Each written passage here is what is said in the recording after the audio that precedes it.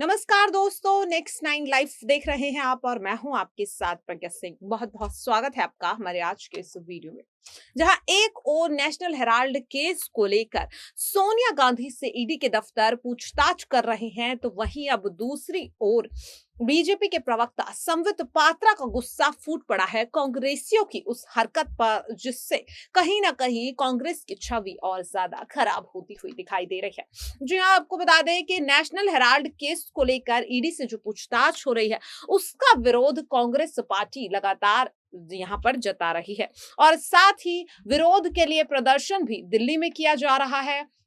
और अब इस प्रदर्शन को लेकर संबित पात्रा का गुस्सा फूट पड़ा है। क्या कुछ उन्होंने कहा है, आप भी जरा सुनिए। हम सबने देखा है कि किस प्रकार विगत 8 वर्ष जो भारतीय जनता पार्टी का केंद्र में शासन रहा है, एक तरह से भ्रष्टाचार के खिलाफ लड़ाई, भ्रष्टाचार के खिलाफ जंग, और जहां भी भ्रष्टाचार पहले हुआ था किस प्रकार से एक लॉजिकल कंक्लूजन तक उसे पहुंचाया जाए, इस विषय को लेकर भारतीय जनता पार्टी कटिबद्ध है। जीरो टॉलरेंस फॉर करप्शन, ये भारतीय जनता पार्टी का आरंभ से ही मोटो रहा है। आज सोनिया गांधी जो कांग्रेस पार्टी की अध्यक्षा हैं, उनकी पेशी ईडी के सामने है। जिस प्रकार का माहौल कांग्रेस पार्टी इस पूरे विषय को लेकर बना रही है, वह भी पूरा देश देख रहा है। सत्याग्रह का जो ड्रामा कांग्रेस कर रही है, यह भी पूरा देश देख रहा है। आज ये कहना अतिशयोक्ति नहीं होगा कि विपक्ष के पास आज मुद्दों की कमी है। कहीं ना कहीं विपक्ष के पास आज मुद्दों की कंगाली है। आश्चर्य का विषय है, अगर किसी के घर से 21 करोड़ रुपए निकलता है, आपने बंगाल में देखा है, एक सिटिंग मिनिस्टर के जानकार के घर से 21 करोड़ रुपए नगद बरामद होता है, पार्थ चटर्जी। यदि आम आदमी पार्टी के सिटिंग मिनिस्टर सत्येंद्र जैन जी के घर से पैसे बरामद होते हैं, और अगर इस प्रकार की गतिविधियां होती है, कोर्ट सख्त टिप्पणी करती है नेशनल हेराल्ड केस को लेकर, और 5,000 करोड़ रुपए का गबन होता है, तो भारतीय जनता पार्टी आज देश से पूछती है कि क्या इन्वेस्टिगेशन नहीं होना चाहिए? क्या इन सब विषयों को हमें केवल इसलिए खारिज कर देना चाहिए क्योंकि विपक्ष को ये मुद्दे पसंद नहीं है? विपक्ष नहीं चाहती है कि उनके खिलाफ इन्वेस्टिगेशन हो, कांग्रेस नहीं चाहती है कि सोनिया जी के खिलाफ इन्वेस्टिगेशन हो। ये जो सेंस ऑफ एंटाइटलमेंट है, क्या केवल इस सेंस ऑफ एंटाइटलमेंट के कारण इन्वेस्टिगेशन को बंद कर देना चाहिए क्या? ये जो विपक्ष के पास आज मुद्दों की कमी है, जो मुद्दों की कंगाली है, उसका नतीजा हमने देखा कि कल मल्लिकार्जुन खड़गे महामहिम राष्ट्रपति के ओथ टेकिंग सेरेमनी में किस कुर्सी में बैठेंगे, कितने एंगल में बैठेंगे, इन सब विषयों को लेकर वो मुद्दा बना रहे हैं, एक चिट्ठी ज्ञापित कर रहे हैं, और उस चिट्ठी में तमाम विपक्षी पार्टी के जो लीडर्स हैं वो हस्ताक्षर कर रहे हैं। जबकि प्रोटोकॉल के अंतर्गत जहां मल्लिकार्जुन खड़गे जी को बैठाना चाहिए था, वहीं बैठाया गया। विपक्ष के मुद्दों की कंगाली का आलम यह है कि माननीय प्रधानमंत्री श्री नरेंद्र मोदी जी उनके फोटो को मॉर्फ करके, उनके वीडियो को मॉर्फ करके, जिस प्रकार से आम आदमी पार्टी और कांग्रेस पार्टी के दिग्गज नेता ट्विटर और सोशल मीडिया में प्रस्तुत कर रहे हैं कि देखिए, आदरणीय नरेंद्र मोदी जी ने पूर्व राष्ट्रपति महामहिम कोविंद जी को सम्मान नहीं दिया। आज ये विपक्ष के पास मुद्दों की कमी के कारण उसका नतीजा है। जहां तक सोनिया गांधी और ईडी का सवाल है, पहले राहुल गांधी जी भी कटघरे में खड़े थे, वो भी गए थे ईडी के पास प्रस्तुत होने के लिए, और आज सोनिया जी जा रही है। स्वाभाविक है, 5,000 करोड़ का गबन अगर देश में हुआ है, 5,000 करोड़ रुपए का करप्शन का अगर चार्जेस सोनिया जी और राहुल जी के ऊपर है, तो स्वाभाविक रूप से पूछताछ भी उन्हीं से होगी। आप सभी को पता है कि नेशनल हेराल्ड केस में 76% का stakeholder Young India company में सोनिया जी और राहुल जी है। अगर सोनिया जी और राहुल जी 75 से भी अधिक प्रतिशत के स्टेक होल्डर है, तो पूछताछ किससे होगी? क्या पूछताछ सोनिया जी से नहीं होगी या नहीं होना चाहिए? 5,000 करोड़ रुपए की प्रॉपर्टी, ये जो प्रॉपर्टी जिसका गबन किया गया है एक प्राइवेट फर्म बना करके, ये प्रॉपर्टी देश के टैक्स पेयर्स की प्रॉपर्टी थी। ये स्वतंत्रता संग्राम के युद्ध में जो लोग शहीद हुए थे उनके नाम पे दी हुई प्रॉपर्टी थी। उसको एक परिवार अगर हथिया लेता है अपने प्राइवेट कंपनी में, तो स्वाभाविक है प्रश्न पूछे जाएंगे और उसका जवाब हर किसी को देना पड़ेगा, जो इसमें संलिप्त है उसे देना पड़ेगा। मुझे तो कई बार लगता है कि कांग्रेस पार्टी के लिए ईडी का अर्थ एंटाइटलमेंट फॉर डेकॉइटी था। उनको लगता है कि उनके पास एंटाइटलमेंट फॉर डेकॉइटी, मतलब हम डाका भी डालेंगे और हमसे पूछताछ भी नहीं होनी चाहिए। चोरी ऊपर से सीना जोरी, ये जो मुहावरा हिंदी का है, यदि किसी बच्चे को यह समझ में नहीं आ रहा है कि चोरी ऊपर से सीना जोरी इसका अर्थ क्या होता है, तो कांग्रेस के व्यवहार को देखे कि 5,000 करोड़ रुपए गबन भी करेंगे और प्रश्नों का उत्तर भी नहीं देंगे। यह होता है चोरी ऊपर से सीना जोरी, एंटाइटलमेंट फॉर डेकॉइटी। और आज जब पूछताछ होगी तो हम जवाब नहीं देंगे। और यह सत्याग्रह का ड्रामा, कल जो चिट्ठी कांग्रेस पार्टी ने लिखा है अपने तमाम अध्यक्षों को, अपने तमाम नेताओं को, कि आप सभी गांधी जी के स्टैचू के नीचे, महात्मा गांधी जी के प्रतिमा के नीचे खड़े होकर सत्याग्रह करें। This is height of hypocrisy. ये दोगलापन की पराकाष्ठा है। आप सोच के देखिए, महात्मा गांधी, उनके नाम को धूमिल करने के लिए उनके छवि के नीचे जिन लोगों ने भ्रष्टाचार को बढ़ावा दिया है वो तथाकथित सत्याग्रह करेंगे। आप सोच के देखिए, महात्मा गांधी बापू जो राष्ट्रपिता है, मुझे तो लगता है वो जहां से भी देख रहे होंगे कांग्रेस के इस चरित्र को, उन्हें भी लग रहा होगा कि जो मैंने कहा था कि कांग्रेस को उस समय डिसॉल्व हो जाना चाहिए, समाप्त हो जाना चाहिए, वो बिल्कुल सही था। बंधुगण, ये जिस प्रकार का कमोशन आज कांग्रेस पार्टी कर रही है, देश बंद करने का प्रयास, हर जगह झड़प करने की प्रयास, ट्रैफिक रोकने की प्रयास, सत्याग्रह के नाम पे they are trying to spread all kind of commotion. Sonia ji, we don't want commotion, we want confession.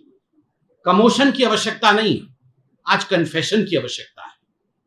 5,000 crore रुपए का गबन हुआ है, यह पूरा मामला कोर्ट में भी गया है, आज उसमें पूछताछ हो रही है। कन्फेस करने की आवश्यकता है कि किस प्रकार से इसका पूरा का पूरा षड्यंत्र रचा गया था, कौन इसका मुख्य षड्यंत्रकर्ता है और किस प्रकार से 5,000 करोड़ रुपए यंग इंडिया कंपनी के माध्यम से कांग्रेस पार्टी की तत्कालीन अध्यक्षा और वर्तमान की भी अध्यक्षा और उस समय कांग्रेस पार्टी के वाइस प्रेसिडेंट राहुल गांधी जी ने यंग इंडिया कंपनी बनाकर इसका गबन किया था। बड़े बड़े दिग्गज वकील कांग्रेस पार्टी के इस केस को खारिज करने के लिए सुप्रीम कोर्ट तक गए थे, मगर सुप्रीम कोर्ट ने सुनवाई करने के पश्चात इस केस को खारिज नहीं किया, because on the merits this case is a very important case. तो स्वाभाविक है ये सेंस ऑफ एंटाइटलमेंट देश में काम नहीं करेगा। बंधुगण, ये दुखद विषय है कि विपक्ष जिन मुद्दों को मुद्दा नहीं बनाना चाहिए, उन मुद्दों को मुद्दा बना करके कहीं ना कहीं अपनी छवि को धूमिल कर रहा है, अपने आप को गौण कर रहा है। आप सोच के देखिए, बंगाल में पार्थ चटर्जी जी के जानकार के घर से 21 करोड़ रुपए निकलते। आप सोच के देखिए किस प्रकार से भ्रष्टाचार अपनी पराकाष्ठा पे आम आदमी पार्टी को जब हमने घेरा पंजाब में, तो उन्हें अपने मंत्री से ही इस्तीफा लेना पड़ा। उससे पहले वो कह रहे थे कि 10 दिनों में हमने पंजाब में करप्शन समाप्त कर दिया। सत्येंद्र जैन किस प्रकार के आकंठ करप्शन में डूबे हुए थे। आज एक्साइज पॉलिसी को लेकर सीबीआई की जांच हो रही है दिल्ली में। तो स्वाभाविक रूप से जहां करप्शन है वहां इन्वेस्टिगेशन होगा। All those who are corrupt do not have the right to be entitled to no investigation. Investigation is a due process. Investigation is the process of the law of the land, and the law of the land will take its due course and come to a logical conclusion. ये हिंदुस्तान की सुंदरता है। यहां से मत को भटकाने के लिए, भ्रम फैलाने के लिए, प्रधानमंत्री के मॉर्फ्ड वीडियो को चलाना, इन सब से काम नहीं चलेगा। प्रधानमंत्री जी ने कल एक चिट्ठी भी लिखी है महामहिम हमारे तत्कालीन राष्ट्रपति कोविंद जी को। यह चिट्ठी की प्रति कोविंद जी ने ट्वीट भी किया है, जिसमें किस प्रकार से प्रधानमंत्री भारत के लोकतंत्र के प्रति जीवंत है, किस प्रकार से वो कोविंद जी को धन्यवाद देते हैं कि आप एक साधारण गांव से उत्तर प्रदेश से आते हैं और उसके बाद जिस प्रकार से आपने इस ऑफिस को, इसके गरिमा को बढ़ाया है, उसके लिए प्रधानमंत्री जी ने उनकी भूरी भूरी प्रशंसा की। Every institution in this country is an institution of eminence, चाहे वो विपक्ष हो चाहे कोई और, हर इंस्टीट्यूशन का सम्मान करना हम में से हर किसी को आना चाहिए और हर इंस्टीट्यूशन अपना काम कर रही है। मुझे लगता है सोनिया जी को इस प्रकार की राजनीति को छोड़ आज ईडी के सामने प्रस्तुत होकर जो भी सच्चाई है कि किस प्रकार से उन्होंने और राहुल जी ने यह पूरा नेशनल हेराल्ड के षड्यंत्र को रचा था, उसके पीछे कौन कौन लोग शामिल थे, इसका खुलासा सोनिया जी करेंगी। ये हम सोनिया जी से आशा करते हैं। बहुत बहुत धन्यवाद। बार बार विपक्ष का ये कहना है कि उन्हीं राज्यों को निशाना बनाया जा रहा है जहाँ पे भाजपा की सरकार नहीं है, और अभी जो हम देख भी रहे हैं, चाहे बंगाल की बात है, छत्तीसगढ़ की बात है, दूसरे राज्यों में जहाँ पे गैर भाजपा सरकार है वहीं पे ईडी जा रही है। तो सिर्फ संयोग मात्र ही है। देखिए, ये संयोग नहीं है। जहां भ्रष्टाचार है वहां जांच है, जहां भ्रष्टाचार होगा वहां जांच होना स्वाभाविक है। अनेकों वर्षों तक भारतवर्ष में ये सवाल उठते थे और साधारण लोग ये सवाल पूछते थे कि ये वीआईपी कल्चर इस देश में क्यों है। नेताओं के घर से अगर करोड़ों खरबों रुपए निकलते हैं तो आखिरकार उनकी जांच क्यों नहीं होती? ऐसा क्यों होता है कि नेताओं को एक लॉन्ग रोप दिया जाता है, एक लंबी रस्सी छूट की दी जाती है? आज वैसी परिस्थिति नहीं है। चाहे किसी भी पॉलिटिकल पार्टी का हो, चाहे कोई भी राज्य हो, अगर वहां किसी के घर से रेड में करोड़ों रुपए पकड़े जाते हैं और यदि कोई केस सुप्रीम कोर्ट तक गया हुआ है जिसमें सुप्रीम कोर्ट ने उस केस का संज्ञान मेरिट के आधार पर लिया है, तो इन्वेस्टिगेटिव एजेंसीज इन्वेस्टिगेशन करेगी। किसी प्रकार का रोक टोक सरकार द्वारा नहीं किया जाए। मुख्यमंत्री भूपेश बघेल कह रहे थे कि ईडी और आईटी के जो अधिकारी हैं वो यहाँ छत्तीसगढ़ में गली गली घूम रहे हैं, लेकिन सवाल यहाँ पर भी पूछिए, सवाल वहाँ पर भी बनता है जब डॉक्टर रमन सिंह और उनके बेटे जो है वो पनामा लीक पेपर्स के मामले में एक्यूज है और भी बहुत सारे घोटाले जिस पर लेकर मामले दर्ज हैं, वहाँ पर पूछताछ क्यों नहीं करती? हिम्मत है तो पूछताछ करें, ये सीएम कह रहे हैं। देखिए, ईडी और सीबीआई इत्यादि के अधिकारी गली गली में घूम रहे हैं। ये हम और आप जिन्होंने कोई पाप नहीं किया, जिन्होंने कोई गबन और भ्रष्टाचार नहीं किया, वो तो माइक्रोस्कोप लगा के, दूरबीन लगा के देखते नहीं है कि गली में ईडी वाले घूम रहे हैं कि नहीं। मगर जिन्होंने भ्रष्टाचार किया है वो जरूर दूरबीन लगा के देखते हैं कि ईडी वाले कहां जा रहे हैं, क्योंकि कहीं ना कहीं उनके मन में आत्मग्लानि है। वो जानते हैं कि इस नए भारत में एक न एक दिन पकड़ा जाना है और शायद इसीलिए भूपेश बघेल जी जो है दूरबीन लगा करके देख रहे हैं कि कौन सी गली से ईडी वाले गुजर रहे हैं। अगर उनका चित्त साफ है तो आराम से गहरी नींद में वो सो सकते हैं, कोई डरने की बात नहीं है। घपला किया है तो डरना पड़ेगा। सर, आपको लगता है कि बीजेपी कहना था कि विपक्ष को कमजोर करने का काम कर रही है केंद्र सरकार, ऐसा उनका आरोप था।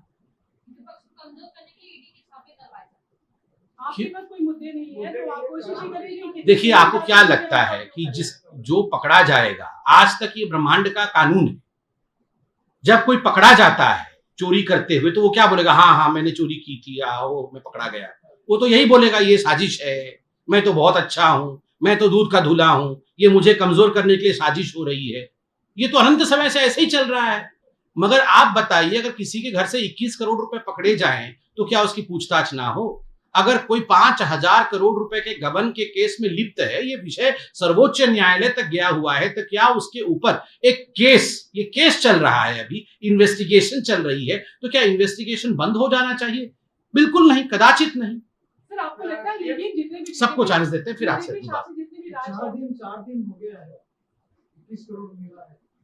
अब वो वहाँ के जो मंत्री है उनका कोई एक्शन नहीं हुआ अभी तक, तो उनको या सस्पेंड कर देना चाहिए या निकाल देना चाहिए। इसका जवाब तो ममता जी देंगी। स्वाभाविक रूप से ये आपने बड़ा अच्छा प्रश्न पूछा है कि 4 दिन हो गए हैं बंगाल में मंत्री रंगे हाथ पकड़े गए हैं, उनके ऊपर कोई कार्यवाही नहीं हुई है। मैं आपको धन्यवाद देता हूं इस प्रश्न के लिए, मगर यह प्रश्न का एड्रेस गलत है। बंगाल में ममता जी से यह सवाल आपको पूछना पड़ेगा। सीएम ने चुनौती दी है और कहा है कि ईडी अभी चाहे कैमरा लगाए और इसे सार्वजनिक करे पूछताछ जो हो रही है, ताकि देश की जनता भी जान सके पूछताछ क्या होगी और सोनिया गांधी जवाब क्या देंगे। नहीं, मैंने आपको कहा अभी, हम तो चाहते हैं कि सोनिया जी जाके कन्फेशन करें, वो आज खुलासा करे कि किस प्रकार से ये पूरा गबन हुआ 5,000 करोड़ रुपए का, और किस प्रकार से इस गबन में कुछ लोगों ने षड्यंत्र किया। बिल्कुल कैमरे पे आप लोग चलाएंगे, आप लोग तो खुद ही, जब सोनिया जी ये सब बोलेंगी आप लोग कहां छोड़ेंगे, आप लोग ये पूरा कन्फेशन स्टेटमेंट चलाएंगे। वो ईडी कार्यालय में जब पूछताछ हो रही है वहां लगाने के लिए जो भी उत्तर सोनिया जी देंगी वो बाहर भी आके कैमरे के सामने दे सकती है, वो बता सकती है कन्फेस करके कि क्या क्या कैसे कैसे ये षड्यंत्र हुआ था, वो खुद बता सकती है, आप लोग चला देंगे। उद्धव ठाकरे ने कहा है कि बीजेपी हिंदुत्व के लिए राजनीति करती है और हम, ये आज का विषय नहीं है, इसलिए इसको छोड़ते हैं। धन्यवाद। मैं दोबारा आप लोगों को प्रेस कॉन्फ्रेंस आज 12 बजे एड्रेस करूंगा हर घर तिरंगा के ऊपर। Thank you. तो जिस तरह से आपने देखा कि यहाँ पर साफ लफ्जों में संबित पात्रा कहते हुए नजर आए कि ये जो ड्रामेबाजी है इससे बंद कीजिए, इसका कोई फायदा नहीं होगा, क्योंकि जो भ्रष्टाचार जिन्होंने किया है उनके खिलाफ जांच होगी और अगर दोषी साबित होते हैं तो उनके खिलाफ कार्रवाई भी होगी। जी हाँ, आपको बता दें कि इससे पहले भी जब राहुल गांधी से नेशनल हेराल्ड केस को लेकर पूछताछ हो रही थी तब भी इसी तरह की बयानबाजी संबित पात्रा करते हुए नजर आए थे। सवाल यही है कांग्रेस पार्टी का भी कि आखिरकार ये पूछताछ, ये केस इस वक्त ही क्यों ज्यादा गर्माता हुआ दिख रहा है जब देश में एक के बाद एक चुनाव होने वाले हैं। जी हाँ, जहां एक और उपराष्ट्रपति चुनाव 6 अगस्त को होना है जिसके लिए दोनों उम्मीदवार अपनी दावेदारी मजबूत कर रहे हैं, तो वहीं इसके बाद कई ऐसे राज्य हैं जिनमें साल के अंत में चुनाव होना है। ऐसे में कांग्रेस पार्टी जो धीरे धीरे कमजोर हो रही है, क्योंकि जिस वक्त रणनीति बनानी चाहिए उस वक्त कांग्रेस पार्टी के आला कमान ईडी के चक्कर काटते हुए दिख रहे हैं, कांग्रेसी यहां पर सड़कों पर उतरकर प्रदर्शन कर रहे हैं। तो कहीं ना कहीं सवाल इस वक्त केंद्र सरकार पर भी उठ रहा है और साथ ही कांग्रेसियों पर भी उठ रहा है जो इस तरीके का प्रदर्शन करते हुए दिखाई दे रहे हैं। आपकी इस पर क्या कुछ राय है, कमेंट बॉक्स में जरूर शेयर कीजिएगा। ऐसी ही तमाम अपडेट से जुड़े रहने के लिए देखते रहिए नेक्स्ट 9 लाइव। नमस्कार।